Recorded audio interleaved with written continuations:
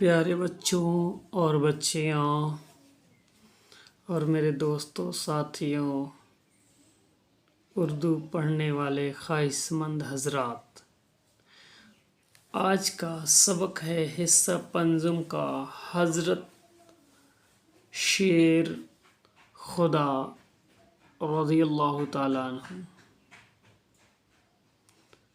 صحیح معنوں میں دیکھیے، یہ ہے حضرت شیر خدا رضی اللہ تعالی عنہ، حضرت امیر المومنین شیر خدا رضی اللہ تعالی عنہ کا مقدس نام علی ہے۔ آپ سرکار مصطفیٰ صلی اللہ تعالی علیہ وسلم کے چچا ابو طالب کے فرزند ہیں۔ 10 سال کی عمر شریف میں آپ نے اسلام قبول فرمایا اور سرکار مصطفیٰ صلی اللہ تعالی علیہ وسلم کی غلامی میں داخل ہوئے۔ حضرت صدیق اکبر رضی اللہ تعالی عنہ، حضرت فاروق اعظم رضی اللہ تعالی عنہ اور حضرت عثمان غنی رضی اللہ تعالی عنہ کے بعد تمام صحابہ اور اہل بیت میں سب سے اونچا مرتبہ آپ کا ہے۔ سرکار مصطفیٰ صلی اللہ تعالی علیہ وسلم کے وصال کے بعد آپ نے حضرت صدیق اکبر رضی اللہ تعالیٰ عنہ کے نورانی ہاتھوں پر بیعت کی اور ان کو سرکار کا خلیفہ برحق تسلیم کیا۔ حضرت صدیق اکبر کے وصال کے بعد آپ نے حضرت فاروق اعظم کے نورانی ہاتھوں پر بیعت فرمائی اور ان کو سرکار کا خلیفہ برحق مانا۔ پھر آپ نے حضرت فاروق اعظم کی شہادت کے بعد حضرت عثمان غنی نورانی ہاتھوں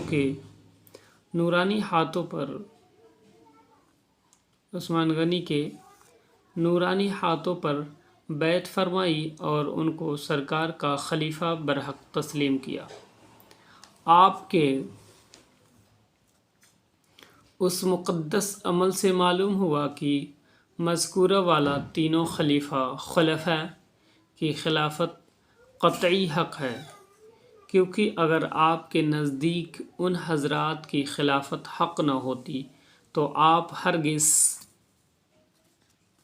ان کی بیعت نہ کرتے، نہ ان کو خلیفہ مانتے، بلکہ کھلم کھلا انکار کر دیتے۔ پیارے بچوں، بعض چھچورے اور مکار لوگ جو حضرت شیر خدا مولا علی کرم اللہ تعالی وجہ الکریم کی عظمت کے مخالف ہیں، وہ کہتے ہیں کہ حضرت شیر خدا نے ڈر کے مارے ان تینوں خلفاء کی بیعت کی تھی، دل سے ان کو خلیفہ نہیں مانتے تھے۔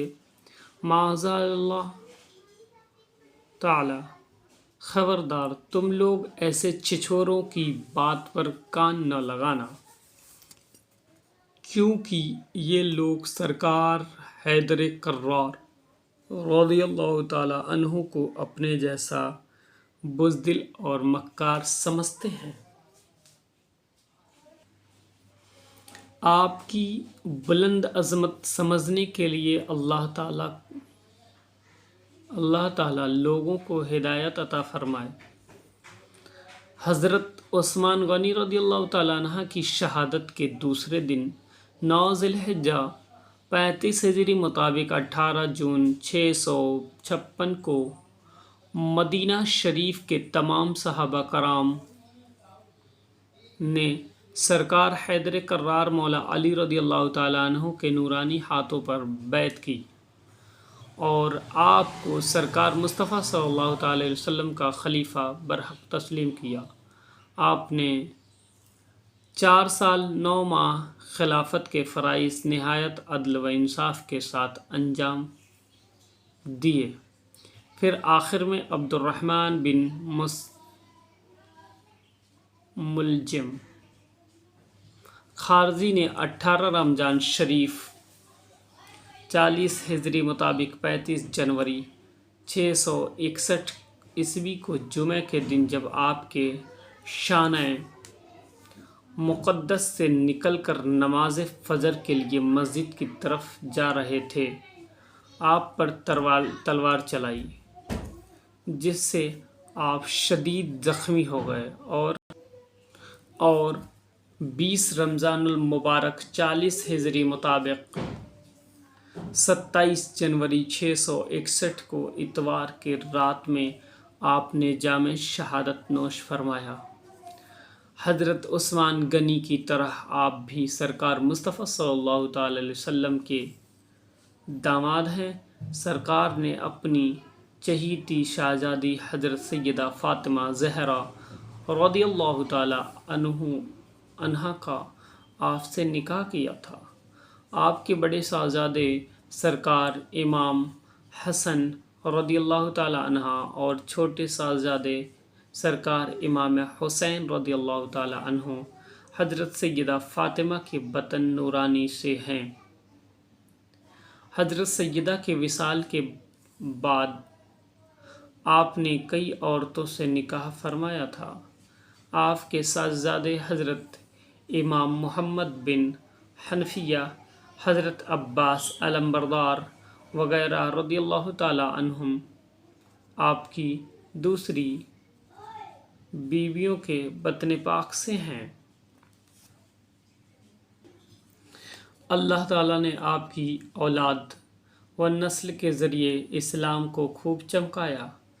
آپ کی نسل پاک میں ایسے باکمال حضرات پیدا ہوئے جو دین کے شہنشاہ کہے جاتے تھے اور جن کے مقدس قدموں کو بڑے تاجور چوما کرتے تھے۔ عزیز بچے اور بچیاں، حضرت شیر خدا کے شعر کو پڑھیں اور پڑھ کر کے سمجھیں۔ اللہ اکبر! ان کی طاقت و قوت کا کیا ہی نرالا جیتا جاگتا کرامت جو آپ کے سامنے کتابوں سے آیا ہے، بارہا پڑھتے ہوں گے، پڑھ کے سوچے اور سمجھیں۔ جو حضرت علی شیر خدا، جن کے نام سے شیطان تھروایا کرتے تھے، کانپتے تھے، وہ شیر خدا ہیں۔ یہ جہاں چلے جائیں، جس راستے پہ چلے جائیں، اس راستے پر چاروں طرف سناٹا چھا جایا کرتا ہے۔ ان کے رعب اور دبدبہ کے بارے میں کیا ہی کہنا۔ اللہ اکبر! وہ طاقت، وہ پاور جو اللہ تعالیٰ نے دی ہے، ان کے واقعات کو پڑھیں اور سمجھیں، اور پڑھ کے لائک اور سبسکرائب اور شیئر کریں۔